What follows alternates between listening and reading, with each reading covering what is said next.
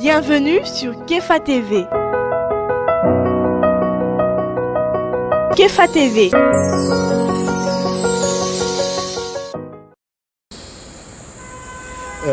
La personne qui va intervenir maintenant, c'est le père Alain Amiezi. Il est enseignant de théologie dogmatique au Grand Séminaire théologique d'Anyama et il est du diocèse de Bondoukou. Le thème qu'il va développer avec nous, c'est la paix à l'épreuve de la foi.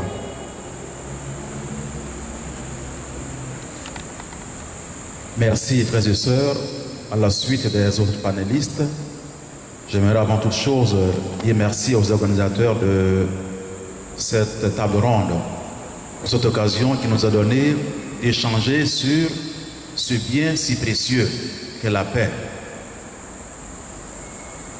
Au regard de toute l'histoire du salut, la paix apparaît comme l'une des dimensions essentielles de la bonne nouvelle que l'Église a mission d'annoncer. La centralité de l'évangélisation de la paix engage l'Église au plus profond d'elle-même et dans toutes ses composantes. Car, en tant que communauté de foi et institution sociale, elle a un rôle nécessaire et distinct à jouer dans la recherche de la paix. Dès lors, les chrétiens, membres de l'Église, ont en leur qualité d'hommes de foi à être des signes de la paix voulue pour l'humanité par le maître de l'histoire.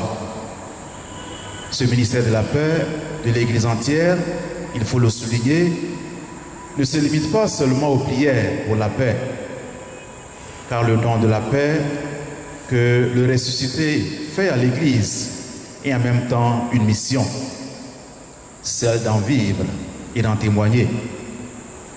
C'est dire que ce que l'Église reçoit de Dieu, elle doit en donner un témoignage de foi devant les hommes. Aujourd'hui, dans un monde profondément imprégné de violence et où les conflits ne cessent de se renouveler, le ministère de paix confié à l'Église devient une exigence profonde de la foi de ses filles et de ses fils. Aussi, nous tenterons d'élucider dans ce bref exposé ce qu'est la foi et comment l'annonce d'une paix eschatologique qui est au cœur de la révélation en est une exigence. En clair, il s'agira pour nous de voir comment, dans notre société actuelle, la paix est à l'épreuve d'une foi qui ne peut se contenter d'être seulement orthodoxie, mais qui doit être aussi et surtout orthopraxie. L'enjeu de cette problématique nous conduit à creuser les pistes réflexives qui suivent et qui vont constituer l'ossature de notre intervention. D'abord, nous nous pencherons sur la foi comme réponse à la révélation du Dieu de paix. Ensuite, la révélation de Jésus-Christ comme paix véritable. Enfin, nous terminerons par bâtir la paix, une exigence profonde de la foi. Le premier point est donc la foi comme réponse à la révélation du Dieu de paix. Parler de foi, c'est évoquer le contexte global de la révélation dans la mesure où la foi est la réponse de l'homme à la révélation de Dieu. De fait, toute la foi chrétienne repose sur une affirmation fondamentale. Dieu a parlé. Il est entré en communion avec les hommes. Dans un certain nombre d'événements et de personnes, mais surtout en Jésus-Christ, il s'est fait connaître aux hommes. La révélation est donc l'acte par lequel une vérité cachée vient à la lumière. Un événement ignoré est rendu public. C'est ainsi que Dieu, inconnu des hommes, s'est communiqué lui-même à eux et leur a dévoilé sa volonté et son plan de salut. Il convient de souligner que ce Dieu qui se révèle se présente avant tout comme le Dieu de paix. Ainsi, dès le début de l'histoire biblique, on voit Gédéon bâtir un autel à Yahvé Shalom. Dieu qui domine au ciel peut en effet créer la paix. De lui, on attend donc ce bien si précieux. Yahvé est grand qui veut la paix de son serviteur. Dès lors, qui se confie en lui peut s'endormir en paix. Ce don divin de la paix, l'homme l'obtient par la prière confiante, mais aussi par une activité de justice, car Dieu veut que l'homme coopère à son établissement sur la terre.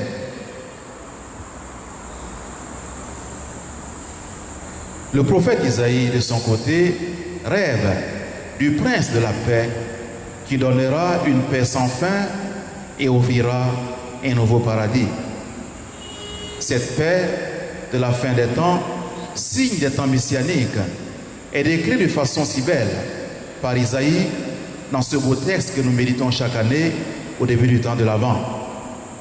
Un rameau sortira de la souille de Jessé, un rejeton jaillira de ses racines. Sur lui reposera l'Esprit du Seigneur. Il jugera les faibles avec justice. Il se prononcera dans l'équité envers les pauvres.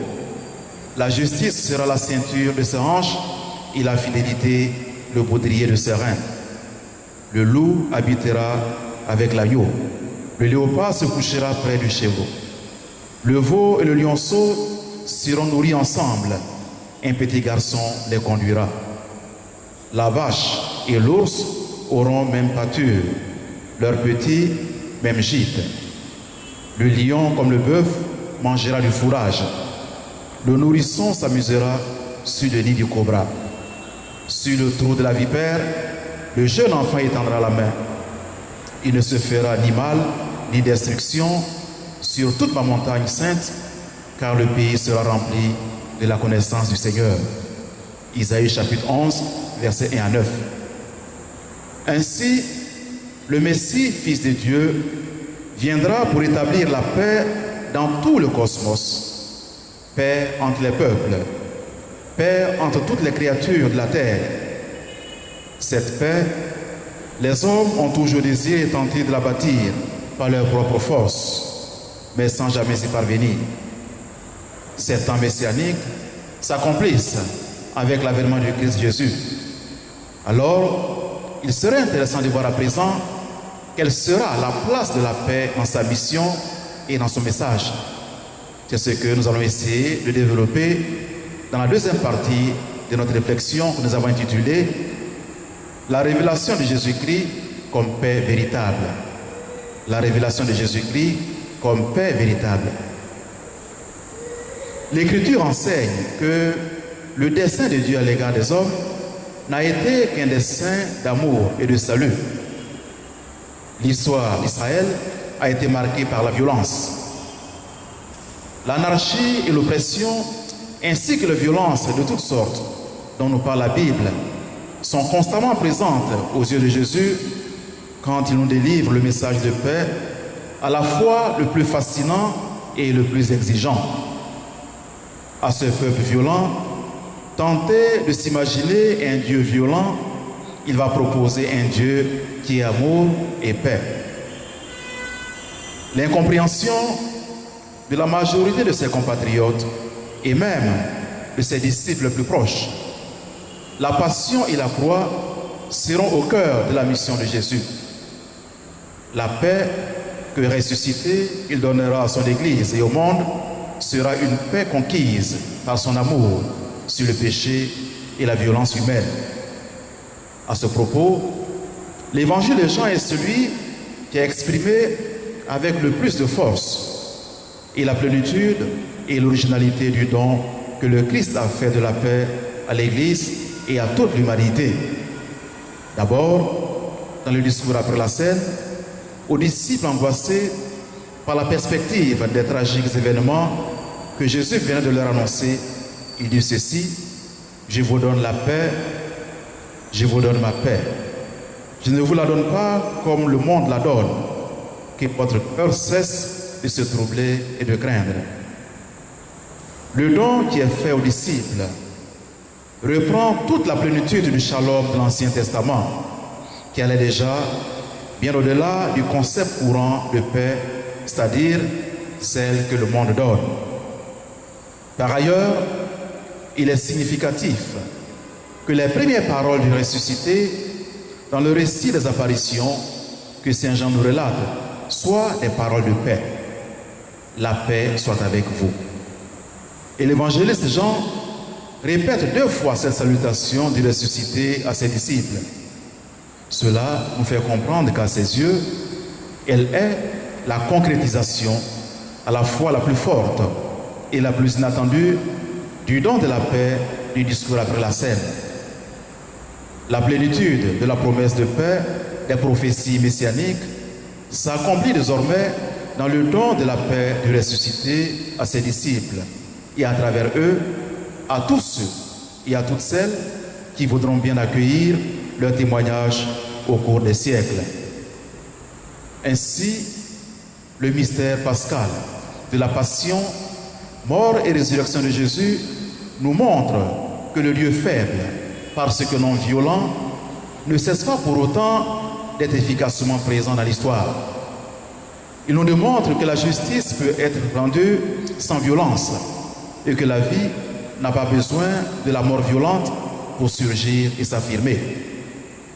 Aux yeux de la foi des croyants du Nouveau Testament, le mystère de la mort et résurrection de Jésus est le témoignage suprême de l'amour, de celui de Jésus pour son Père et pour nous les hommes, de celui du Père pour lui et pour nous.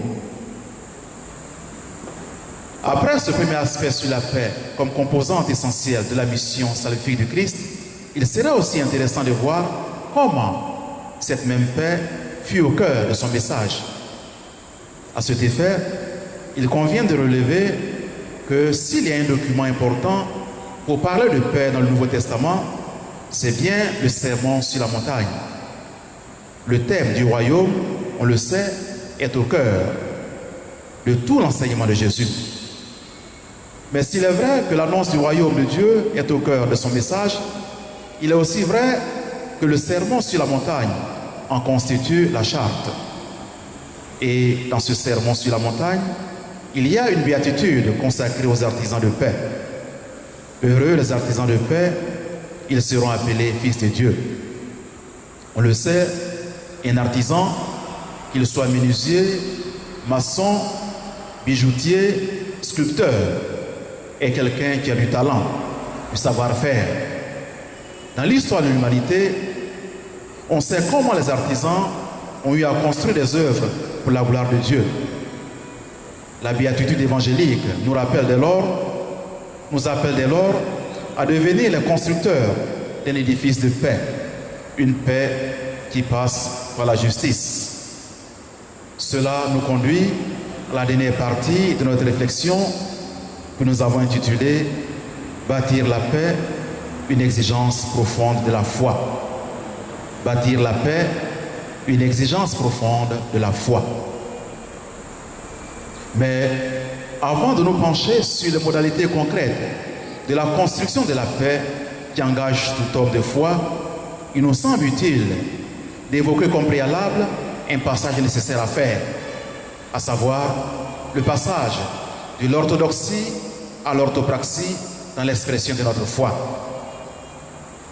Car la foi ne consiste pas seulement en l'assimilation des vérités abstraites, de doctrines qui n'auraient pas d'incidence concrète sur la vie, mais elle consiste aussi et surtout à accueillir ce message performatif, transformant dans la vie. Il va sans dire qu'on ne peut voir la foi comme quelque chose d'étranger, de détaché de la vie concrète, mais elle doit en être l'âme. La foi en un Dieu qui est paix et amour et qui s'est fait proche de l'homme en s'incarnant, en se donnant sur la croix pour nous sauver, indique de façon lumineuse que la plénitude de l'homme ne se trouve que dans une praxis de paix et d'amour. Aujourd'hui, il est nécessaire de le redire clairement dans un monde marqué par la violence. les guerres interminables, les divisions, la barbarie et le manque de respect pour la sacralité de la vie humaine. La foi nous mène à comprendre qu'il n'y a de véritable humanité sinon dans les lieux, les gestes, les temps où l'homme est animé de l'amour qui vient de Dieu et la recherche constante d'une paix durable. Là où sont la domination, la possession, l'exploitation, la réduction de l'autre à une marchandise par égoïsme, l'homme est avili, il est appauvri, il est dégradé, défiguré, et là se sèment en même temps les germes des conflits. Alors, vivre de la foi, c'est faire l'expérience d'une rencontre et non une idée ou un concept abstrait. Il s'agit d'une rencontre avec une personne vivante qui nous transforme en profondeur et nous révèle notre véritable identité d'enfant de Dieu de paix. La rencontre avec le Christ, qui se présente comme notre Père véritable, doit renouveler nos relations humaines en les orientant jour après jour vers plus de justice, car de la justice de chacun naît la paix pour tous. Vivre de la foi n'est pas un fait qui intéresse seulement notre intellect, mais c'est un changement qui engage notre vie et tout notre être, nos sentiments, notre cœur, notre volonté, nos émotions, nos relations. Tout cela est une invitation à découvrir ou à redécouvrir comment la recherche de la paix devient une exigence profonde de la foi. Une foi qui n'est pas seulement discours, parole, mais qui doit devenir action, engagement et vie.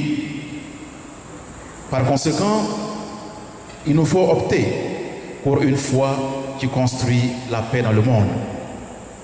L'apôtre Paul revient souvent dans ses lettres sur le fait qu'être chrétien, ce n'est pas une vie facile, repliée sur l'intériorité. Il ne suffit pas de savourer tranquillement sa foi, mais il faut en témoigner. C'est pour cela qu'il utilise souvent les comparaisons qui évoquent l'effort, l'engagement actif, courageux et patient à vivre l'Évangile.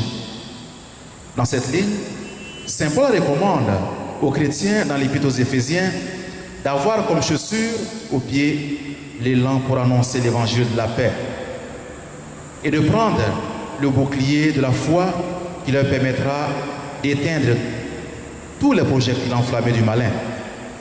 En conséquence, c'est une nouvelle façon d'être homme qui est préconisée, une nouvelle façon d'assumer ses rapports sociaux et d'abord ses rapports avec Dieu, en vivant avec la plus grande intensité la dynamique de la paix. Mieux encore, c'est un nouveau type d'humanité qui est proposé en Jésus, l'exemplaire suprême de la paix. Car dans le fond, l'Église est conçue comme sacrement de paix, c'est-à-dire signe et instrument pour un monde de paix. Mais l'Église, ce sont les chrétiens. C'est nous tous, prêtres, religieux et religieuses, fidèles laïcs. Concrètement, cela veut dire que la promotion de la paix, exigence profonde de la foi, suppose et appelle la pratique intense de l'amour dans un monde gangréné par l'égoïsme, le ressentiment, la jalousie, la haine, la volonté de puissance. Suivant la célèbre prière attribuée à Saint François d'Assise, s'engager pour la promotion de la paix, c'est mettre l'amour là où il y a la haine, le pardon là où il y a l'offense, l'union là où il y a la discorde, la vérité là où il y a l'erreur, la foi là où il y a le doute, l'espérance là où il y a le désespoir, la lumière là où il y a les ténèbres, la joie là où il y a la tristesse. S'engager pour la promotion de la paix, c'est consoler au lieu de chercher à être consolé, s'efforcer de comprendre au lieu de chercher à être compris, c'est aimer au lieu de chercher à être aimé, c'est se donner, c'est pardonner. En conclusion, frères et sœurs, nous retenons que la foi est la réponse de l'homme à Dieu qui se révèle, qui s'auto-communique. Or Dieu se révèle comme étant le Dieu de paix. Et Jésus-Christ, son Fils, plénitude de cette révélation, se présente du début à la fin de son ministère comme notre paix véritable. Dans ces conditions, être homme de foi dans notre contexte ecclésial actuel, c'est devenir artisan de paix pour qu'advienne le règne.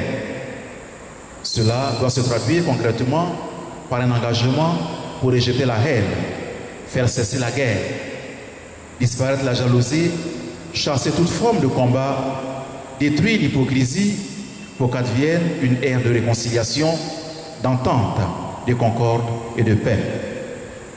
Aussi, pour nous, chrétiens de Côte d'Ivoire, la foi que nous confessons nous inscrit désormais dans une dynamique nouvelle, celle qui consiste à devenir sacrement de paix.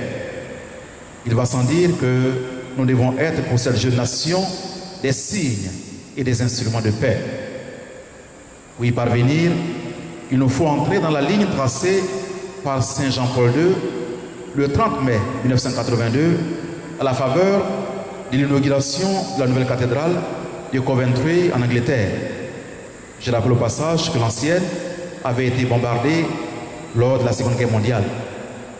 Et en cette occasion solennelle, le Saint-Pape invitait tout homme de foi à devenir sacrement de paix en ces termes bien choisis, je cite: « Comme une cathédrale, la paix doit être construite patiemment avec une foi inébranlable. La cathédrale de paix est construite de multiples petites pierres. Chaque personne doit devenir une pierre dans ce bel édifice. Tous les hommes doivent délibérément et résolument s'engager dans la recherche de la paix. » Je vous remercie.